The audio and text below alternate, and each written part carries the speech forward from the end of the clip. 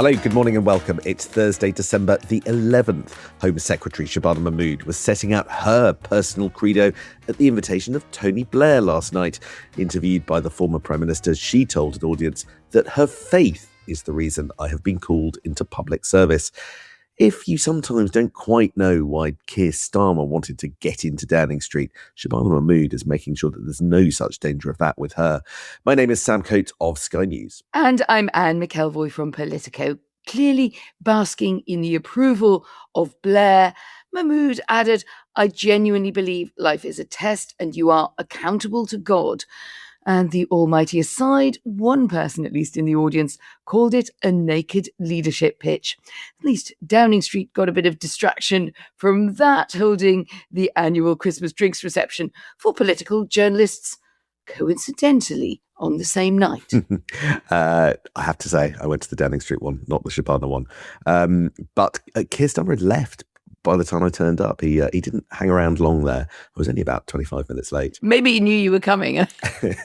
Right, there's just one more week of the parliamentary term before Christmas, and there's an awful lot of government business that they're trying to get under the wire before then.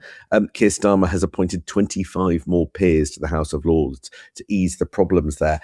And the problems there are quite big. The government is having a real old mess when it's trying to get through its employment rights bill. Now, we thought that the government had broken a compromise with the unions and with business over that, but it appears that at the 11th hour, the government made an extra sop to the trade unions. Business cried foul, and all the opposition parties ganged up on the government once more. And after a defeat yesterday, it is not clear that the workers' rights bill is going to become law before Christmas. It now feels like this one is going to run, and not necessarily in the way that the sponsors of that bill would have envisaged when they put it at the heart of the Labour offer. But coming to the rescue in the coming months in the Lords are going to be a number of figures who have worked for Keir Starmer and Rachel Reeves in the first year and found themselves reshuffled out in some cases in recent months. So in Ermine will be Matthew Doyle, Starmer's former spin doctor, of course, and Katie Martin, who was chief of staff to Rachel Reeves. She still plays a role there, but she's going to be in the Lords as well to boost Labour on those benches. The Tories have been crying foul because the Lib Dems did better than normal. They got 5 additional seats, and Reform UK crying even louder foul because they got none. It's difficult on a number of fronts. Let's look over at the Health Secretary, Wes Streeting. He's making a last-ditch effort to avert the pre-Christmas doctors' strike, which is currently planned by the BMA from December the 17th to the 22nd, so a large chunk of next week. The union will vote over the weekend on whether to accept the Department of Health's new offer, which doesn't increase doctors' headline pay, but helps with training and removes bottlenecks and basically would ensure UK medical graduates get priority for jobs rather than foreign doctors. But all of this, the health service, the unions, mean that this is a sort of subject which is punching a bruise for Labour. Looking over at the Tories, there's another bruise for them. The former Mansfield MP and leader of Nottinghamshire County Council, Ben Bradley, has defected. He's gone over to Reform UK, and he is now going to be part of one of the party's teams responsible for helping to cut council spending. Meanwhile, negotiations over in Strasbourg to reform the European Convention on Human Rights has achieved some limited progress. The problems are still pretty clear. More than half of the member states signed up to a statement demanding changes to the ECHR yesterday, but the agreement was pretty vague on what they would be. France and Germany, 2 of the key countries in the council who would oversee the change, weren't signatories. And one important voice, the council's president of the assembly, went public criticising Britain for demanding these changes, which are effectively to speed up deportations and to be able to get round ECHR on that front. Coming in for criticism there, the UK, saying that in many years human rights judges had found the UK already in breach of the convention. So it doesn't sound like this is going to be as straightforward as getting all of those justice secretaries around Europe together, even though they all have one shared challenge, which is to deal more effectively with asylum and immigration. Yeah, just nowhere does it feel like there's a great deal of Christmas cheer. And in the aftermath of the budget, there's one more thing.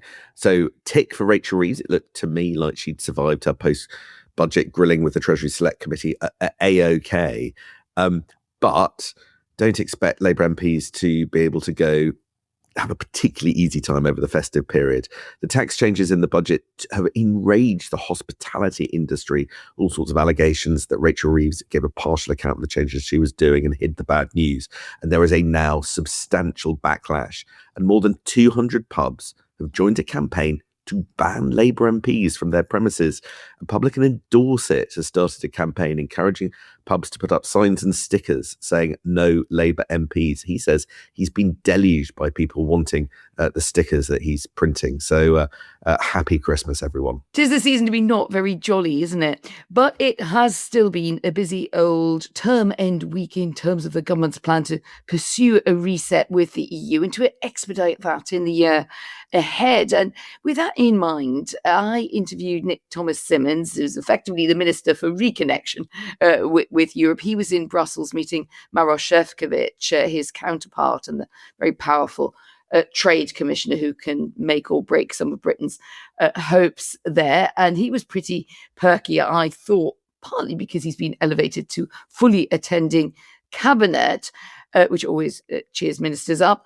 But I think that's also a bit of a straw in the wind that Starmer wants to use this theme of reconnection and get some of those big goals across the line in the next year on everything from youth mobility to getting rid of some irritations about what foodstuffs and imports and exports, so that there's some concrete progress. What do you reckon? It's quite a good moment to have bagged this interview, Anne, because I think our negotiations with the EU are going to be one of the big, quite complex things that goes on next year, and Nick Thomas-Symonds is at the heart of it. Just a tiny bit of background. He has, as you say, just been elevated to full cabinet minister from this slightly odd designation that you got of attending cabinet. Now, I didn't know this, but people who are designated to be attending cabinet almost never go.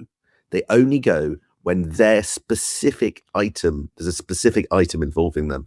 So it's a really quite big upgrade for Nick Thomas-Symonds. So I'm not surprised that he's now wanting to get out there and about there a little bit. But for all the big picture, significant, weighty foreign policy issues that you talk about in this interview, before we get to any of that, there's something that I just think that all of our millions of listeners are going to want to hear about. And that's about what it's like to get into the EU now. Right. This is the first holiday season since the EU introduced in October new fingerprint and basically biometric checks at every single border point. And this, I think, I've already had experience of this is going to slow everybody down getting into bits of Europe. It's a pretty painful system. You've got the queues take longer because there are more sort of processes to go through, and there aren't second queues for people who've done it the first time. So things are getting worse at the borders and at airports. But in May, the government promised things were going to get better. Back then, the heady days of May, Starmer and Nick Thomas-Symonds promised that Brits they would restore Brits to the fast lane in airports as part of their EU reset. But it turns out there's less to that pledge than initially met the eye, and in most places that simply hasn't happened. We are still in the slow lane, and it's just got slower. So what did you say to Nick about this? This is clearly a personal bugbear for both of us, but it does affect a lot of people, and particularly if we're talking about reconnection and business and wanting to make good on those trade frictions and have more business to and fro. You need to be able to get in and out of each other's countries pretty easily. And the promise to deliver that relaxation of the naughty queue, the other passport queue of doom, I mean, it really is taking a long time to come together. I spent 90 minutes from getting 90 minutes. My beloved Germany last week in Berlin. 90 minutes. I got to know people around me very well indeed. You make new friends in that queue that nobody really wants to. So I did have a bit of a rant to Nick Thomas-Symonds about it. And in fairness, he did take it on. Here's what he had to say. And I don't want you waiting in Berlin for an hour and a half in queues. Well, that's obviously the priority here for the government, right? Absolutely. And if you look at the work that we have been doing, I was in Sofia, for example, earlier in the year, literally opening the e-gates. I've done the same in Prague. Now, it is correct, of course, that it is for member states. But what we secured in the common understanding was absolute clarity that no barrier existed to that happening. And that's why I've been very pleased to be opening e-gates. That happened because of the agreement that had been struck in May. And I think it's really important we continue to drive forward. But sorry, just on is there a Germany-wide e-gates plan to be rolled out? So with regard to it's to do with specific ports of entry and whether the ports of entry do themselves have the technology. So it's not quite as simple as that. So what's interesting about that response is, look, he's sounding optimistic, but he is making quite clear the kind of catch with what they told us in May is that the UK is going to have to do bilateral negotiations with every country. And in fact, the situation is different from airport to airport, region to region. So this is a mammoth task. And I think there will be some who thought, who perhaps didn't understand the detail of phytosanitary agreements, but did think, oh, thank goodness, quicker entry into the EU. That is a concrete benefit. And in fairness, I remember that was the main announcement that Nick Thomas-Symonds took into the week and into the Sunday shows as they were announcing that reset back in May. And I'm just interested whether people's lived experience of the first Christmas where these tougher checks come in actually prompts them to regret what they heard, because it doesn't feel quite like the whole truth. Well, also, I think you'd be amused to know that when it comes to deals for Germany, for instance, there are deals for frequent travellers, but in order to register for it, you then have to go to the airport and go to a police station in the airport and register for it after your 90 minutes in the queue, which is usually not the mood that you're in, is to have another big run at German bureaucracy. So, yeah, poor old Nick Thomas-Symonds. I don't think we're going to shut up about that. Yeah, the problem with this whole fast lane, slow lane stuff is it is just a metaphor for everything else. So do you want to just talk to us about the big picture of what he said? It is, exactly. And the bigger picture, even bigger than my travel arrangements, is the future of Britain in or out of a customs union. As we've reflected, Sam, it came back onto the agenda this week with that vote, that non-binding vote put forward by the Lib Dems that passed it in the Commons, suggesting that we should move closer towards a customs union. It was a very clear slap down from Nick Thomas-Symonds for the likes of David Lammy and Meg Hillier on his own side, who have been suggesting that this is the way to really embrace trade reconnection through some form of customs union or something very close to it. But that is a red line in the manifesto, of course.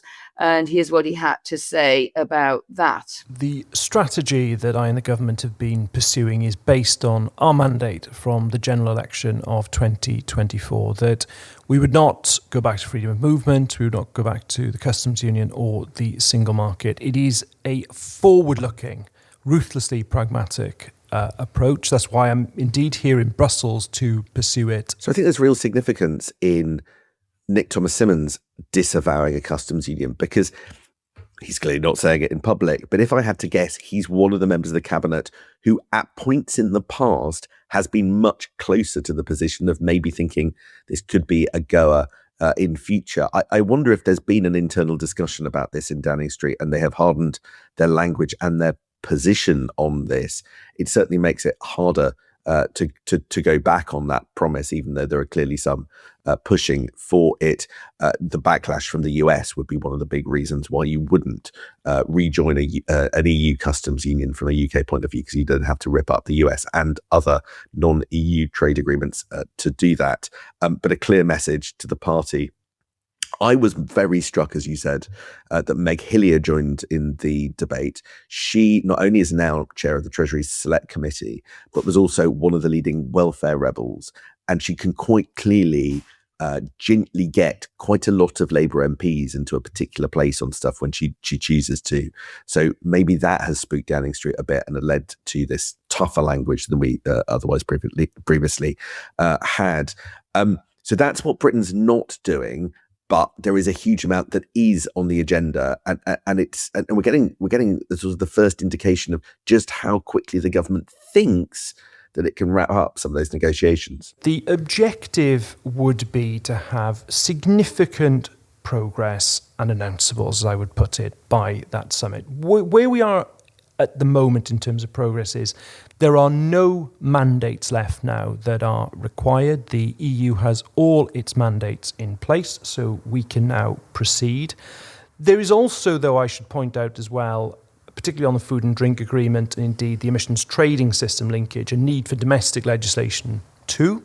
So I want to have that bill through Parliament in the next calendar year. I would like royal assent for that bill by the end of 2026 for implementation in the early part of 2027. Yeah, this was interesting to me. I perhaps hadn't thought when I sat down. We tend to think of these things always getting somewhere and getting nowhere. But you're right, Sam. I think there is now a push, certainly from the government, and trying to harden up that good relationship with Šefčovič and the EU side as to when we might see progress, and particularly in stuff like the food and drink agreement, which is the nitty gritty detail of that, and making changes to that have just proved out to be very difficult. Indeed, youth mobility as well, and youth mobility, or now called the youth experience. There's still a lot of to and fro there on how a cap would operate, and the European side not very keen on a cap at all. At the same time, we did seem to be getting something like a timetable. So here's Thomas-Symonds talking about what that could look like. So this is what I thought was the big news line out of your interview, Anne, because the agreement that the UK and the EU are trying to strike is incredibly complicated. Take just the food and drink bit. In order to align, basically what's happening is Britain is going back into the EU system when it comes to food and drink. We are aligning with their rules, which means that we've got to catch up on all the rules that we hadn't implemented, and then we've got to promise to implement automatically any new rules on food and drink and agriculture that they bring in perpetuity. That is not a straightforward task. They've got to work out if there are any carve-outs for Britain and how it might work. And yet the UK is suddenly giving you, for the first time, a date, implementation in the early part of 2027. Now that means that they've got to pass loads of domestic legislation next year, 2026, but also complete the negotiation in 2026. In other words, they're doing the domestic and the negotiation bit at the same time, which is really tricky because it means that the European Commission and France, who I think are the most difficult country on all of this, and also our closest continental neighbour, can throw in curveballs in the negotiation that have to have immediate impact on the ability of ministers to pass the bill through both houses of the House of Commons. So all of that looks to me like a much punchier timetable than I was expecting.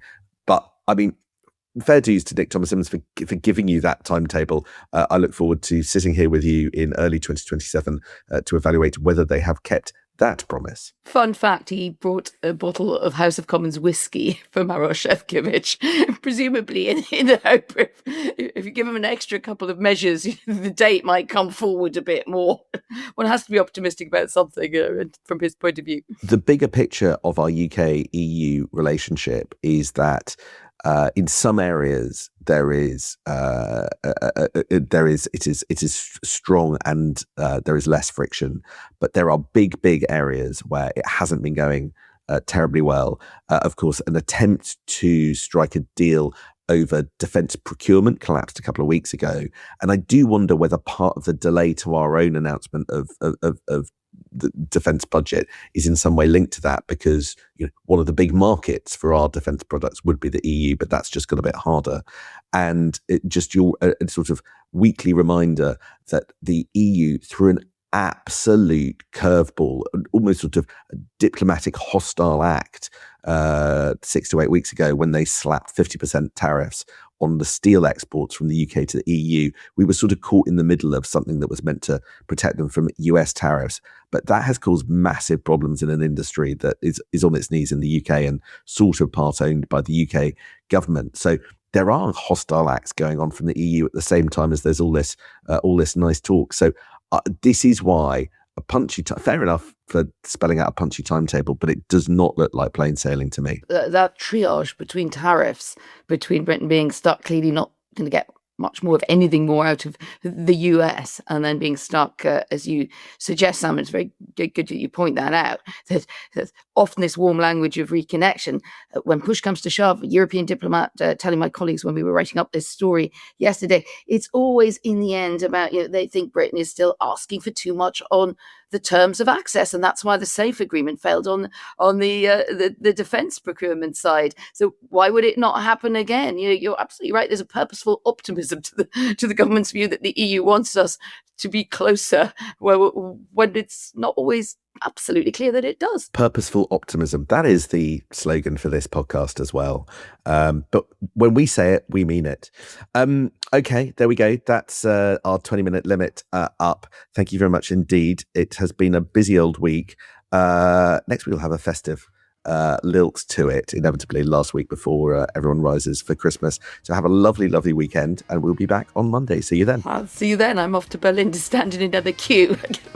The government is not going to hear the end of it. Certainly isn't.